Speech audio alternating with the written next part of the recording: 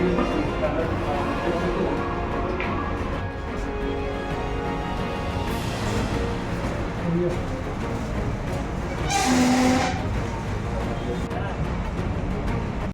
থানাতে 14 তারিখ 14/3/2025 আমাদের থানাতে একটা কেস রেজিস্টার হয়। এই কেসের সেকশন হচ্ছে 64 clause 2 clause K oblique 70 clause 1 oblique 74 oblique 115 clause 1 BNS. আসামির নাম হচ্ছে সুব্রত দে, বাড়ি যোগেন্দ্রনগর এরিয়াতে। কি কেস এটা? এটা একটা রেপ কেস হয়েছে। মানে একজনের বিরুদ্ধে নাকি? না, একজনের বিরুদ্ধে না, 6 জন। মানে গণধর্ষণের একটা? হ্যাঁ 6 জন আছে এটার মধ্যে। আমরা একজন ধরতে পারছি। কে কার যারে বিরুদ্ধে ধরতে পারছি তার নাম হচ্ছে সুব্রত দে। কে কার বিরুদ্ধে করছে কেসটা?